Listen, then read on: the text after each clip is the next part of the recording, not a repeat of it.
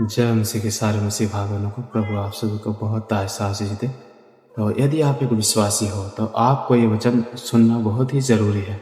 हर एक भाई बहन को, विश्वासी भाई बहन को ये वचन ज़रूर सुनना चाहिए, क्योंकि हमारा विश्वास, हम क्या हैं प्रभु में और क्या मायने रखते हैं, हमें परमेश्वर क्या ठहराता है।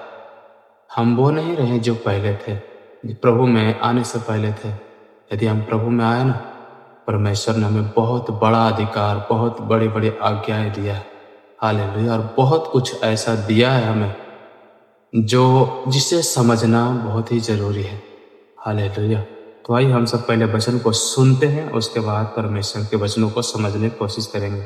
हालेलुया। ये वचन है, यह सहाय 60 का 6 से यदि हम पढ़ते हैं तो परमेश्वर का वचन कुछ इस तरह कहता है, पर तुम पर यहोवा के याजक कहलाओगे, वे तुमको हमारे परमेश्वर के सेवक कहेंगे और तुम जाति जाति की धन संपत्तियों को खाओगे। आमीन। पहले इस वचन को सुनो और समझो कि तुम पर यहोवा के याजक कहलाओगे। आमीन। आप संसार के नहीं रहे। परमेश्वर का वचन कहता है तुम यहोवा के याजक कहलाओगे। हालेलुया।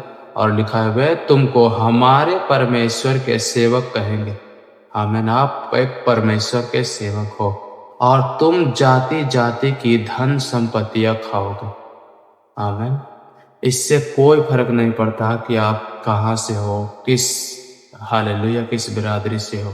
आप परमेश्वर में यदि विश्वास करते हो ना, परमेश्वर कहता है जाति जाति के धन संपत्तियां तुम खाओगे। हालेलुया। उनके वैभव की वस्तुएं पाकर तुम बड़ाई करोगे। तुम्हारी नामधराई के बदले दुगना भाग मिलेगा। अनादर के बदले तुम अपने भाग के कारण जय जयकार करोगे। तुम अपने देश में दुगने भाग अधिकारी होगे और सदा आनंदित रहोगे। आमीन। पहले इस वचन को हम समझेंगे। हालेलुया। परमेश्वर ने क्या कहा कि जाति जाति के धन संपत्तियां तुम खाओगे, और लिखा है उनके वैभव के वस्तुएं पाकर तुम बड़ाई करोगे। हालेलुया। कि उनके वैभव के वस्तुएं तुम पाकर बड़ाई करोगे और तुम्हारे नाम धराई के बदले दुगना भाग तुम्हें मिलेगा। हालेलुया। परमेश्वर कहता है जो तुम्हारे पास है उससे दुगना मैं तुम्हें देना चाहता हूं। हालेलुया।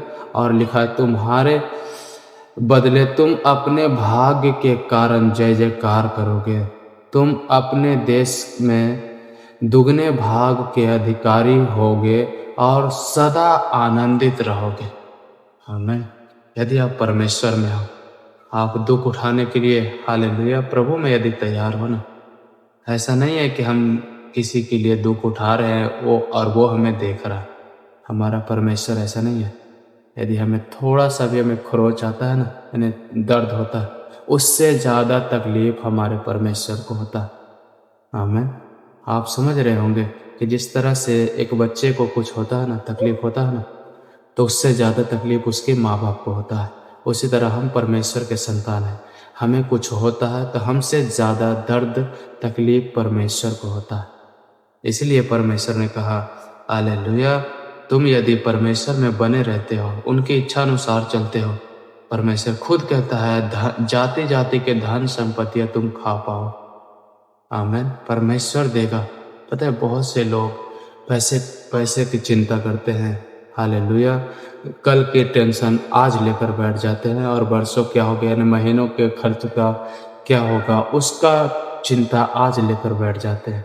लेकिन परमेश्वर ने क्या कहा, हालेलुया, तुम मेरे संतान हो तो जाति जाति के धन संपत्तियां तुम खाने पाओगे। लोग तुम्हें खुद देकर जाएंगे।